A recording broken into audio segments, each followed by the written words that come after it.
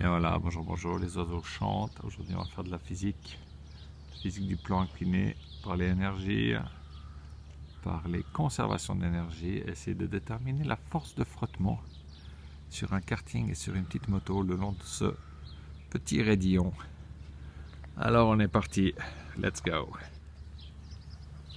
Voilà, on arrive à environ une distance de 15 mètres. Je pense qu'on peut dire 15 mètres plus ou moins 1.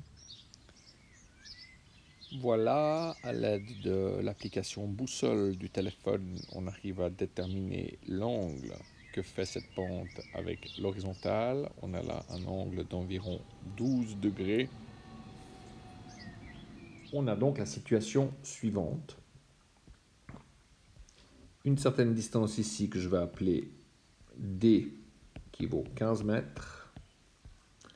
Et un angle ici que je vais appeler alpha de 12 degrés. On va faire cette figure d'étude, ce schéma ici avec un angle droit. Donc voici ce que nous avons au départ de connu. C'est parti, premier essai.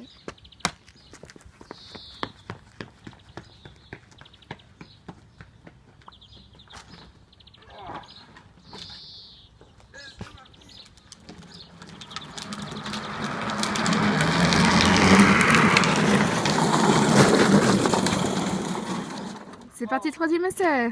Quatrième essai. Cinquième essai. Un go! Yeehaw!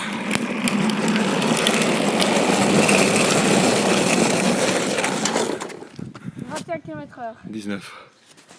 Pas mal. Je suis un peu déçu, moi, j'aurais dit. Ce qui se passe donc avec ce bolide, ici, avec le casque, car les têtes intelligentes se protègent, il va descendre et dévaler cette pente ici, pour passer ici à une grande vitesse. Une vitesse V que donc nous connaissons, environ 20 km/h. Allez, c'est parti!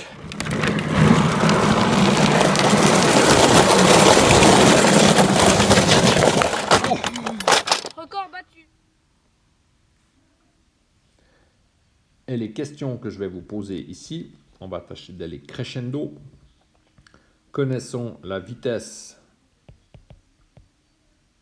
V et la distance D. Première question que je vous pose, c'est quel est le temps T de la descente, que dure la descente. Et là, on est au niveau 8e, allez 9e de l'école secondaire. Question 2, on est en 10e année déjà. Déterminer ici la hauteur H.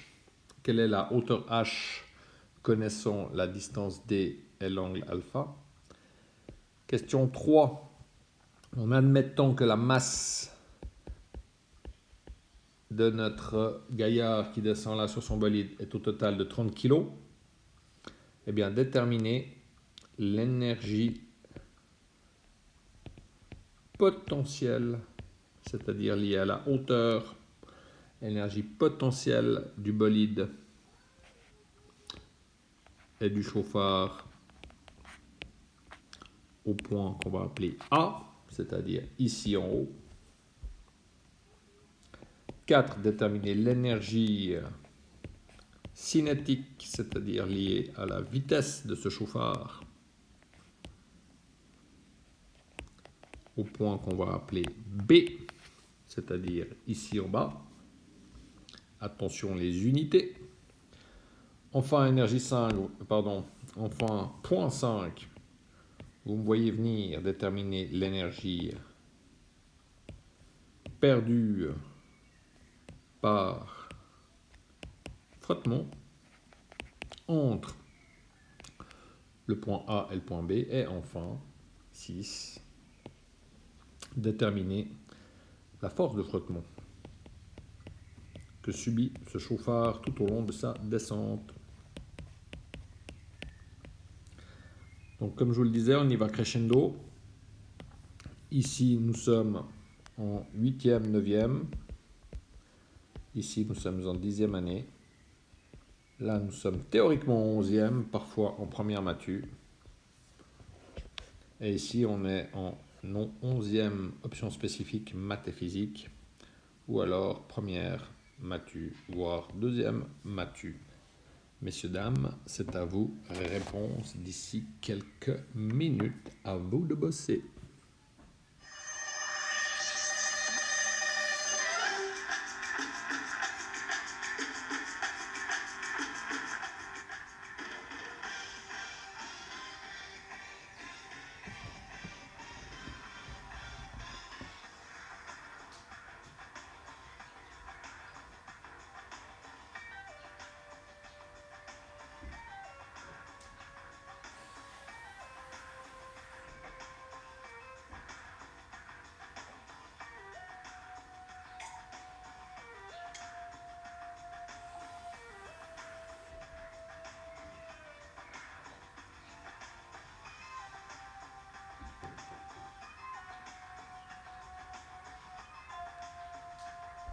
Nana.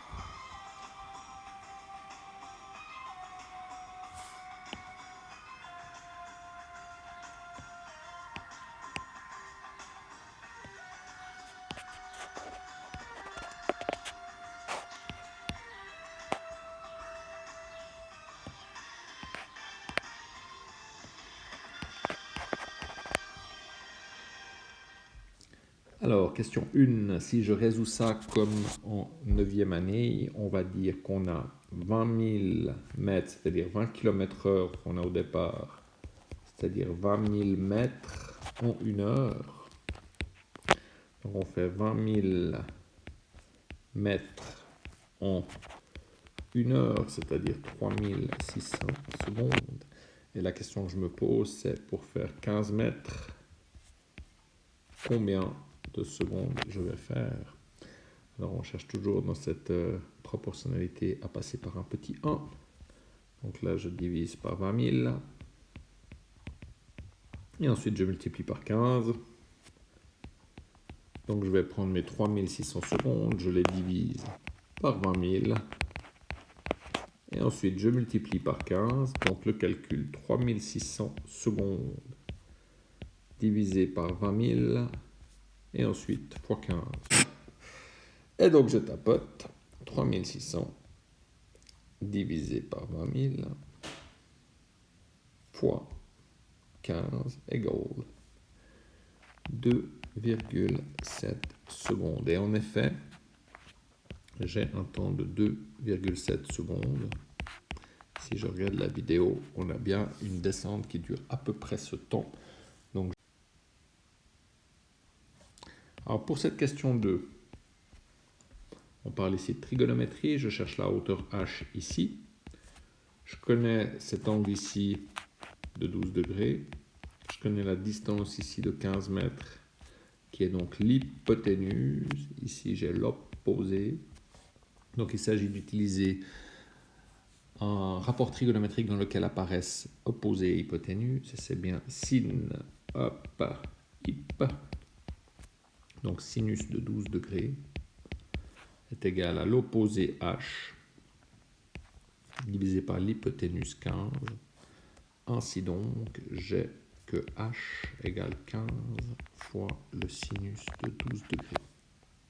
Je prends ma calculette et je tapote 12 sin fois 15. J'ai donc une hauteur h de 3,12 mètres, ce qu'on va arrondir à 3 mètres.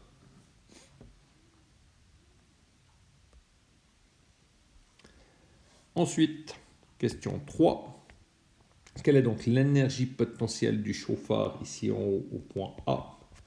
L'énergie potentielle se calcule par la masse du corps en question, fois G, la gravité, fois H. Masse, on a choisi 30 kg. G, 10 newtons par kilo. H, 3 mètres. Je ne prends pas la calculette, car je sais faire 3 fois 3. 900 joules, puisqu'on parle ici d'énergie, donc ce sont bien des joules.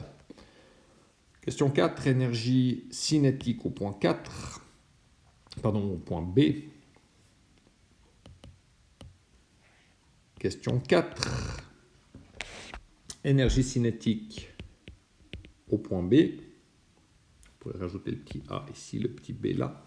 Énergie cinétique au point B, l'énergie cinétique se calcule par 1/2 mv au carré, où V est la vitesse qui vaut ici 20 km/h. Attention, il s'agit de passer en mètres par seconde. On divise par 3,6. Je reprends encore ma calculette. Donc, ça nous donne 20 divisé par 3,6 égale 5,56 mètres par seconde. Je vais arrondir ça à 5,6. 5,6 mètres par seconde.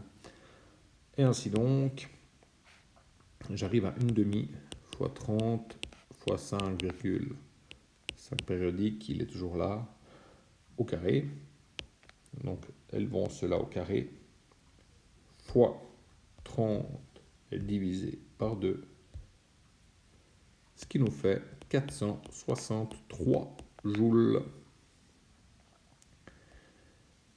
Question 5. Quelle est donc l'énergie que j'ai perdue? Eh bien, l'énergie perdue, c'est l'énergie potentielle que j'avais au point A, l'énergie cinétique qu'il me reste au point B. Donc 900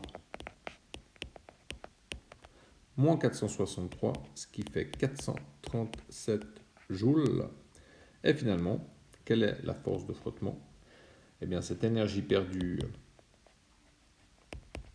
c'est perdu à travers le travail W de la force de frottement, qui est égal à cette force de frottement fois la distance sur laquelle cette force de frottement a opéré. Cette distance ici, elle vaut 15 mètres. Ce sont les 15 mètres de la descente. Ainsi donc, nous avons 437 sur 15 égale la force de frottement, d'où une force de frottement de 437 divisé 15, environ 29 newtons. Et voilà, messieurs, dames, alors faites pas les fous en karting.